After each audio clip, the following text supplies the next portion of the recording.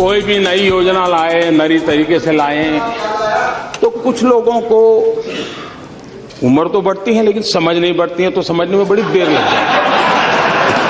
कुछ लोगों का ऐसा रहता है और इसलिए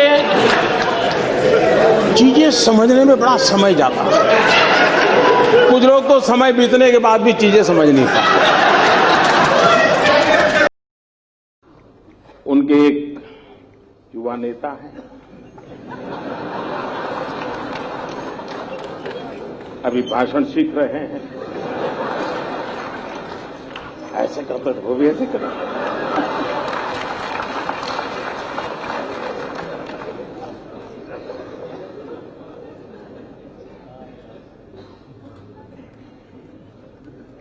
जब से उन्होंने बोलना सीखा है और बोलना शुरू किया है, मेरी खुशी का कोई पार नहीं है।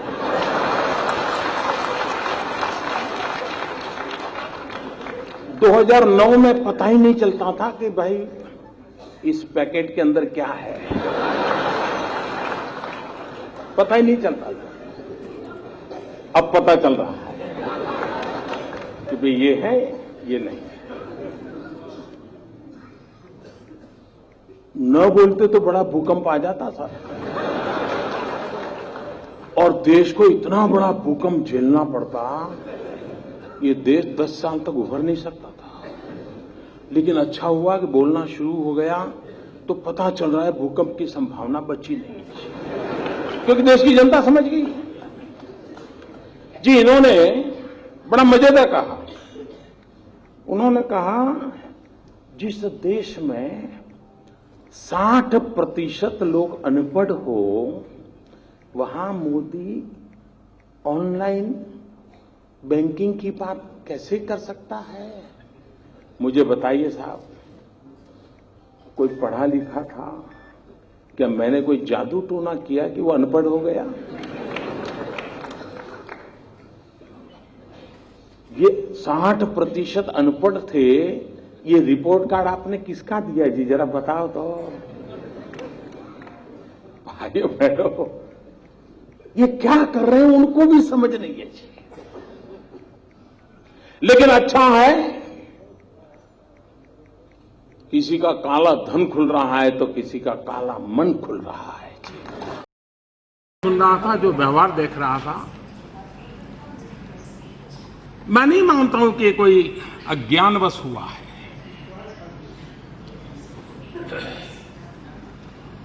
और न ही ये झूठे आत्मविश्वास के कारण हुआ है। ये इसलिए हुआ है कि अहंकार इस प्रकार की प्रवृत्ति करने के लिए खींच के ले जा रहा है। मोदी हटाओ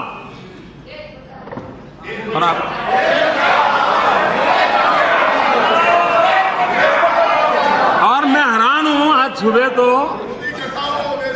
मैं तो हैरान हूं आज सुबह भी कि अभी तो चर्चा प्रारंभ हुई थी, मतदान नहीं हुआ था,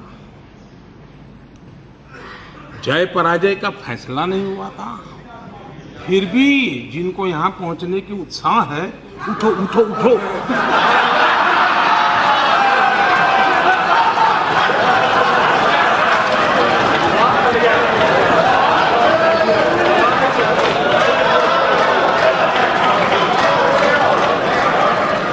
न यहां कोई उठा सकता है न बिठा सकता है।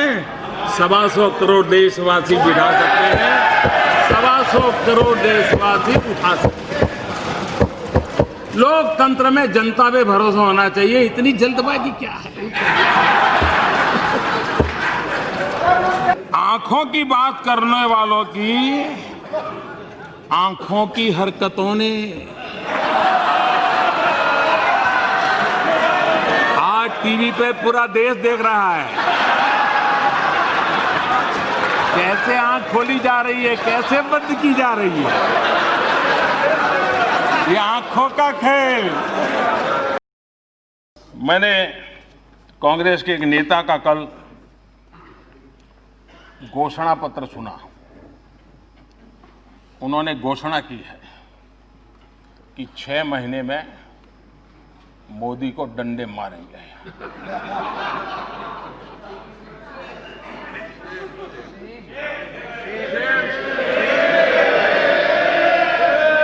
और ये डंडे मारेंगे तो हम भी मारेंगे।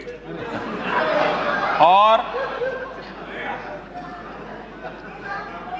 ये बात सही है कि ये काम जरा कठिन है, तो तैयारी के लिए 6 महीने तो लगते ही हैं। तो 6 महीने का समय तो अच्छा है, लेकिन मैं भी 6 महीने में तय किया हूं कि रोज सूर्य नमस्कार की संख्या बढ़ा दूंगा, ताकि अब तक करीब 20 साल से जिस प्रकार की गंदी गालियां सुन रहा हूं और अपने आप को गाली प्रूफ बना दिया है, 6 महीने ऐसे सूर्य नमस्कार करूंगा, ऐसे सूर्य नमस्कार करूंगा कि मेरी पीठ को भी हर डंडे झेलने की ताकत वाला बना दूंगा। तो मैं आभारी हूं कि पहले से अनाउंस कर दिया गया है, तो मुझे ये 6 महीना आप एक्सरसाइज बढ़ाने का टाइम मिलेगा। माननीय अध्यक्ष जी, माननीय अध्यक्ष जी,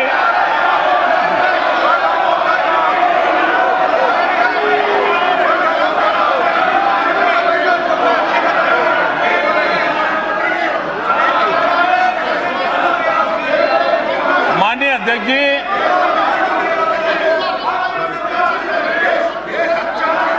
माननीय अध्यक्ष जी, मैं 30-40 मिनट से बोल रहा था, लेकिन करंट पहुंचते पहुंचते इतनी देर लगी।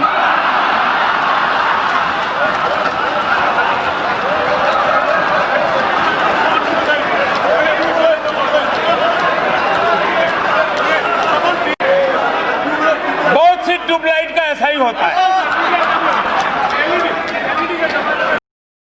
भाइयों बहनों,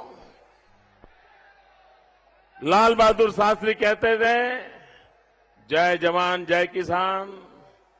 आज की सोनिया मैडम की सरकार कह रही है, मर जवान मर किसान। अभी कुछ दिन पहले शाहजादे यहां आए थे। आजकल वो सुबह शाम मुझे याद करते रहते हैं।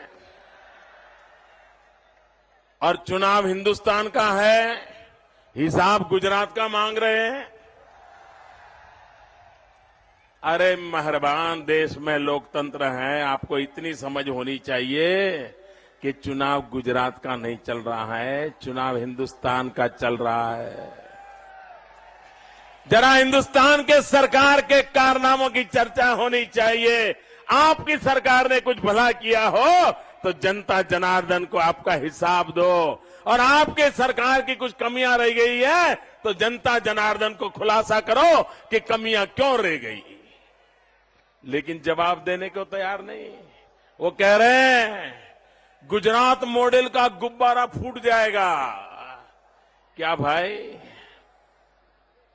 2002 में गुब्बारा फोड़ने के लिए आप नहीं आए थे क्या? 2007 में नहीं आए थे क्या? 2012 में नहीं आए थे क्या? अरे गुजरात की जनता ने सच्चाई के सहारे पर निर्णय किया और आपके गुब्बारे को उड़ने ही नहीं दिया। और शहजादे जी, आप गुजरात को गाली दे रहे हो, गुजरात के विकास पर सवालिया निशान लगा रहे हो। मैं जरा पूछना चाहता हूं, क्या आप आपकी माताजी के लिए भी सवालिया निशान लगा रहे हो क्या? मैं इसलिए पूछ रहा हूं, राजीव गांधी फाउंडेशन, जिसकी अध्यक्षा आपकी माताजी है, और राजीव गांधी फाउंडेशन ने हिंदुस्तान भर की सरकारों का सर्वे करके घोषणा की थी कि हिंदुस्तान में सबसे प्रगतिशील कोई सरकार है तो उस सरकार का नाम गुजरात सरकार है।